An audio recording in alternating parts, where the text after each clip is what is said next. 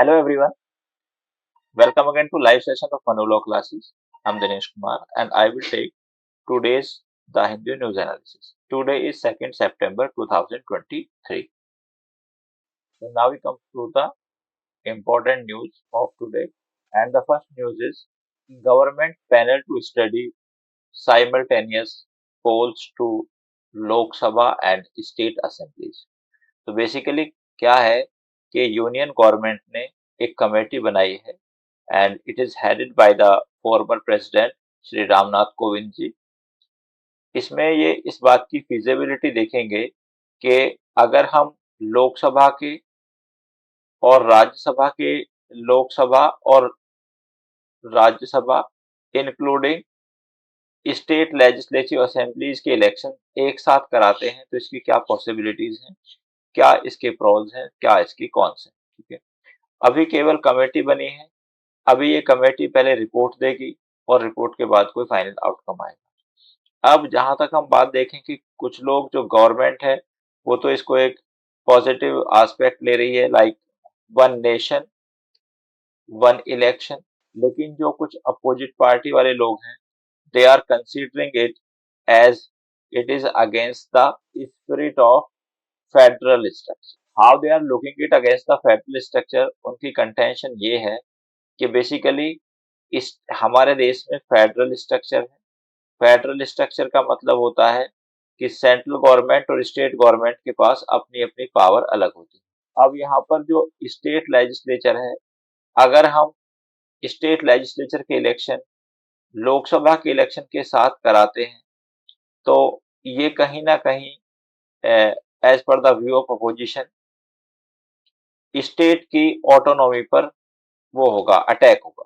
ठीक है, तो अभी ये रिपोर्ट ही अभी तो रिपोर्ट आएगी, उसके बाद इसकी फिजिबिलिटी को देखी जाएगी। आपके लिए इम्पोर्टेंट बात क्या है? इम्पोर्टेंट बात ये है कि ये आपसे क्वेश्चन पूछा जाता है कि ये कमेटी जो है which will study regarding the simultaneous election of Lok Sabha and this state legislative assembly, इसको हेड कौन करते हैं? तो इसका आंसर है former president of India Shri Ramnath Kovind ji. इससे ज्यादा इसमें कुछ इंपॉर्टेंट आपके लिए नहीं। Now governor versus government press friction in West Bengal Bihar, ये एक टॉपिक इम्पोर्टेंट है आपके एग्जामिनेशन पॉइंट ऑफ व्यू से। तो बेसिकली क्या हो रहा है, ये एक कंट्रोवर्शियल इशू रहता है हमेशा between the government and governor. इस कंट्रोवर्शियल की वजह क्या है? रीजन इसका ये है कि जो गवर्नर होते हैं, governor is appointed by the president, governor को अपॉइंट करते हैं प्रेसिडेंट। इससे क्या शो होता है? और president act on the behalf of aid and advice of council of minister. President जो है काउंसिल ऑफ मिनिस्टर की एड एंड एडवाइस पर काम करती है या उसके बिहाफ पर काम करती है। अब जैसा कि हम देख रहे हैं वेस्ट बंगाल में जो गवर्नमेंट है वो ममता जी की सरकार है। ममता बनर्जी वहां की चीफ मिनिस्टर है और वो तृणमूल कांग्रेस पार्टी की हेड है। लेकिन जो गवर्नर है इनका अपॉइंटमेंट प्रेसिडेंट साहब ने किया है, तो प्रेसिडेंट ने किया है। तो जब प्रेसिडेंट ने इनका अपॉइंटमेंट किया है तो ये ऑब्वियसली कहीं ना कहीं बीजेपी से एसोसिएटेड होंगे। हालांकि ये माना जाता है कि ये जो हमारे प्रेसिडेंट की पोस्ट है या गवर्नर की पोस्ट है, ये किसी पॉलिटिकल पार्टी से एसोसिएट नहीं होती है। ठीक है, लेकिन कहीं ना कहीं प्रैक्टिकली इसका इम्पैक्ट पड़ता है। तो इसलिए गवर्नर के बीच में और गवर्नमेंट के बीच में फ्रिक्शन होता है। रिसेंट फ्रिक्शन जो है वो अभी फिर देखने को मिला है वेस्ट बंगाल में, जिसमें कि गवर्नर ने जो कुछ वाइस चांसलर थे उनकी सैलरी को रोक दिया है because they did not perform their function. ठीक है, तो आपके लिए इंपॉर्टेंट केवल इसका फ्रिक्शन है, इसके कॉन्स्टिट्यूशनल एस्पेक्ट है। और दूसरी बात यह है कि इस पर एक सरकार या कमेटी की सरकार या कमीशन ने रिकमेंडेशन दी थी। ये इंपॉर्टेंट है आपके लिए। सरकार या कमीशन ने जो रिकमेंडेशन दी थी तो उसमें एक रिकमेंडेशन ये भी थी कि पहली बात तो सेंटर के और स्टेट के रिलेशनशिप अच्छे होने चाहिए। दूसरा, गवर्नर जो अपॉइंट किया जाता है, तो अभी जो गवर्नर अपॉइंट किया जाता है, governor is appointed on the basis of discretion of council of minister as and the president of India. सरकार या कमीशन ने ये रिकमेंडेशन दी थी कि जब गवर्नर का अपॉइंटमेंट होता है, तो गवर्नर का अपॉइंटमेंट सरकार के कंसर्न स्टेट गवर्नमेंट की सहमति से भी होना चाहिए, क्योंकि अगर उनकी सहमति से होगा तो इस तरह के फ्रिक्शंस देखने के लिए नहीं मिलेंगे in future. But all these recommendations were not accepted by the Sarkaria Commission. Now we come to next news. Now, this news is important. High Court declares as null and void election of Prajwal Revana. तो basically ये एक MP हैं और इनके election को high court ने क्या कर दिया है, हाई कोर्ट ऑफ कर्नाटका ने नल एंड वॉइड डिक्लेयर कर दिया है। So we will see the legal aspect of this news. किस ग्राउंड पर नल एंड वॉइड डिक्लेयर करा है? The ground is corrupt practices. ये करप्ट प्रैक्टिस का टॉपिक आपके लिए बहुत इंपॉर्टेंट है और कई बार इससे क्वेश्चन प्रीवियस ईयर में आ भी चुके हैं। ठीक है, नाउ करप्ट प्रैक्टिस क्या है? करप्ट प्रैक्टिस को section 123 of representation of people act में डिफाइन किया गया है। कौन कौन सी चीजें इसमें आती हैं? तो इसमें पहला पॉइंट है ब्राइबरी। अगर कोई इलेक्शन का कैंडिडेट यानी कि जो पर्सन इलेक्शन कंटेस्ट कर रहा है, वो किसी पर्सन को ब्राइबरी देता है, रिश्वत देता है अपने इलेक्शन को जीतने के लिए या उसका फेवर करने के लिए, तो it is considered one of the aspect of corrupt practice. Next क्या होता है कि अगर कोई व्यक्ति लोगों में एनमिटी क्रिएट करता है और लोगों को प्रमोट करता है या उनको इंड्यूस करता है कि वो किसी पर्टिकुलर रिलीजियन, रेस, कास्ट या कम्युनिटी के आधार पर उसको वोट दें, तो ऐसी सभी प्रैक्टिस क्या मानी जाती है? ऐसी सभी प्रैक्टिस करप्ट प्रैक्टिस मानी जाती है। नेक्स्ट पॉइंट ये है कि अगर कोई व्यक्ति जो इलेक्शन कंटेस्ट करता है वो लोगों में डिवाइन डिस्प्लेजर की फीलिंग क्रिएट करता है। डिवाइन डिस्प्लेजर आईपीसी के सेक्शन 508 के अनुसार एक ऑफेंस है और डिवाइन डिस्प्लेजर का मीनिंग होता है कि अगर उन लोगों ने उस व्यक्ति को वोट नहीं दिया तो गॉड उनके खिलाफ कुछ गलत करेंगे। तो मतलब लोगों में इस फियर क्रिएट करना कि आप मुझे ही वोट दो और अगर आप मुझे वोट नहीं दोगे तो भगवान आपके खिलाफ कुछ गलत एक्शन लेंगे, इस तरह की फीलिंग क्रिएट करना। ये नेक्स्ट क्या होता है कि जो स्टेट में जो इलेक्शन कंटेस्ट करते हैं उनको एक डिक्लेरेशन देनी होती है। तो डिक्लेरेशन में उनको अपनी सारी असेट्स और लायबिलिटी के बारे में बताना होता है। तो अगर कोई पर्सन वहां पर जो इंफॉर्मेशन देता है और वो इंफॉर्मेशन गलत है तो it is also considered as the corrupt practice. तो इनका जो इलेक्शन है ऑनरेबल हाई कोर्ट ने करप्ट प्रैक्टिस के आधार पर नल एंड वॉइड डिक्लेयर कर दिया है। तो corrupt practice is very important. Now we come to India's first solar observatory mission to be launched today. तो आज इंडिया का पहला सोलर ऑब्जर्वेटरी मिशन लॉन्च होगा। ठीक है, ये लॉन्च कहाँ से होगा? ये होगा Satish Dhawan space research centre Sriharikota से। ये इंपॉर्टेंट इंफॉर्मेशन आपके लिए। ठीक है, और लॉन्च ये होगा, इसका नाम है आदित्य L1 और ये लॉन्च होगा polar satellite launch vehicle PSLV से। तो देखो आपके एग्जाम में कई बार ये PSLV की फुल फॉर्म भी पूछी जाती है, दैट PSLV स्टैंड फॉर। ये आपके लिए इंपॉर्टेंट इंफॉर्मेशन है। Now we come to next news. Now next news is India's navy stealth frigate Mahendragiri launched. तो ये इंफॉर्मेशन आपके लिए इंपॉर्टेंट है कि अभी इंडिया का नया शिप जिसका नाम है महेंद्रगिरी लॉन्च हुआ है। ठीक है, तो you may get a one question based upon this. Next we come to NCERT given deem to be university tag. अब NCERT जो है national council of educational research and training, तो पहली बात तो इसकी फुल फॉर्म आप लोगों के लिए बहुत इंपॉर्टेंट है, कई एग्जाम में इसकी फुल फॉर्म को पूछा जाता है। अब इसको डीम्ड यूनिवर्सिटी का स्टेटस दे दिया गया। अब हम समझते हैं कि डीम्ड यूनिवर्सिटी क्या है। तो बेसिकली क्या है कि जो यूनिवर्सिटीज हैं हमारी, वो सारी किसके अंदर आती हैं, एचआरडी मिनिस्ट्री के अंदर। और ये एक होती हैं सेंट्रल यूनिवर्सिटीज, ठीक है। सेंट्रल यूनिवर्सिटी वो होती हैं जो कि भारत सरकार के अंदर आती हैं, जिनको ग्रांट गवर्नमेंट ऑफ इंडिया से। सेकंड होती है हमारी स्टेट यूनिवर्सिटीज, जो स्टेट गवर्नमेंट के आती हैं।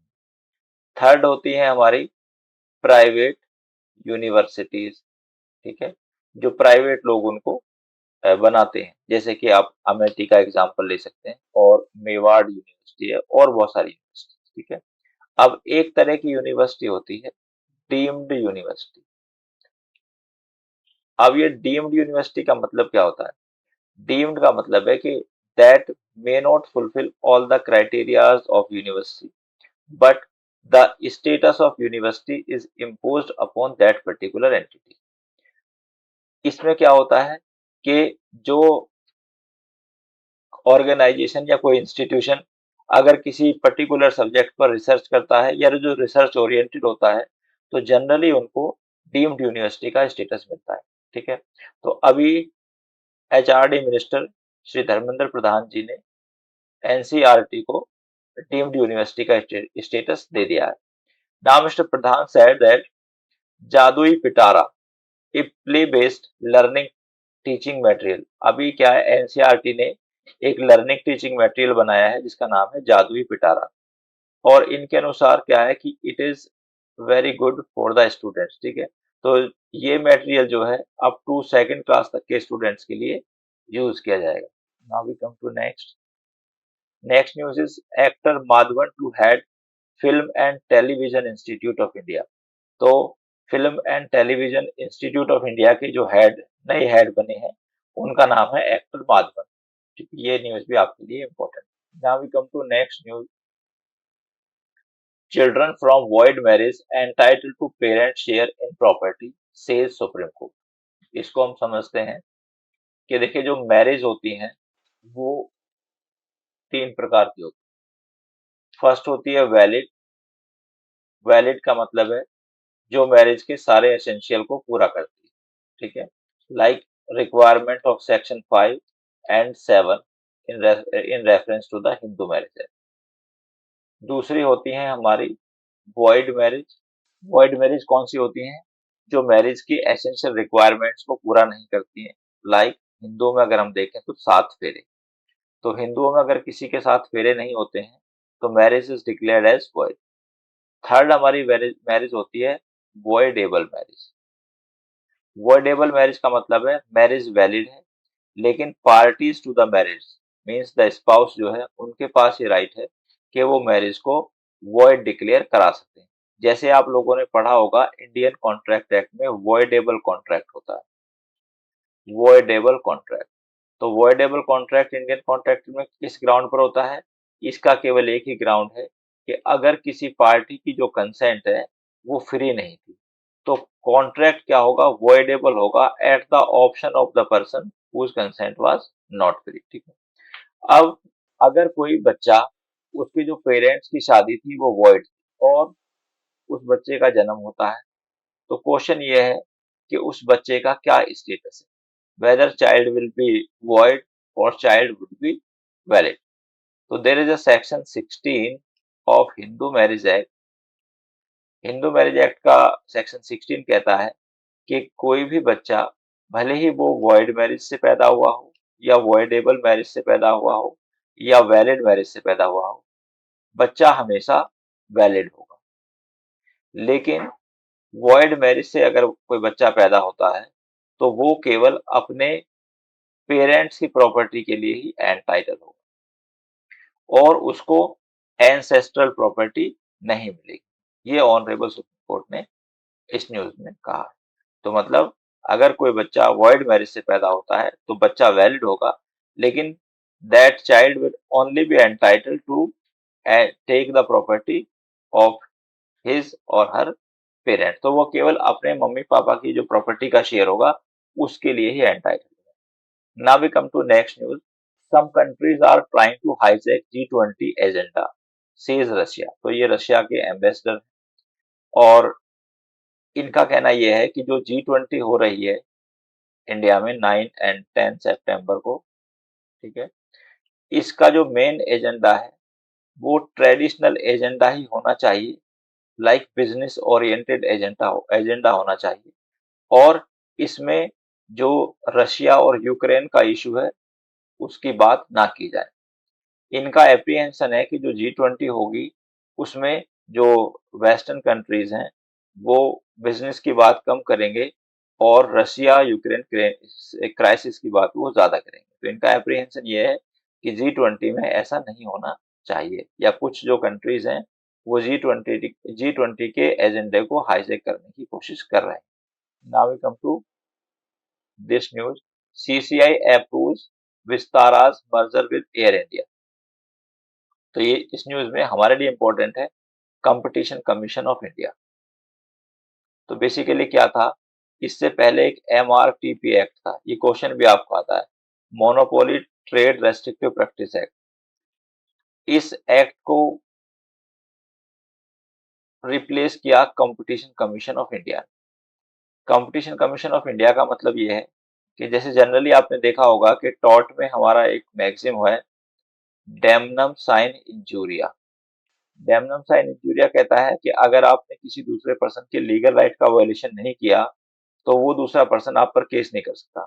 लेकिन क्योंकि ये टॉर्ट एक काफी ओल्ड सब्जेक्ट है, आज इसका एक एक्सेप्शन है हमारे देश में, and that is the competition commission of India. Basically all दो कोई पर्सन किसी के लीगल राइट का वायलेशन नहीं करता, लेकिन अगर वो कंपटीशन को लिमिटेड करता है, क्योंकि कंपटीशन का अगर कंपटीशन नहीं है मार्केट में तो मोनोपोली होगी, और monopoly will be against the consumer interest. ठीक है, तो इसलिए कंपटीशन कमीशन एक बॉडी है जो कि ये एंश्योर करती है कि मार्केट में जितनी भी एंटिटीज हैं उनके बीच में एक हेल्दी कंपटीशन हो और किसी भी पर्टिकुलर एंटिटी की मार्केट में मोनोपोली ना हो, क्योंकि अगर मोनोपोली होगी तो it would go against the interest of the consumers. So that's all for today, my dear students. I will come again with the next the Hindu news analysis. Till then, thank you very much. Goodbye.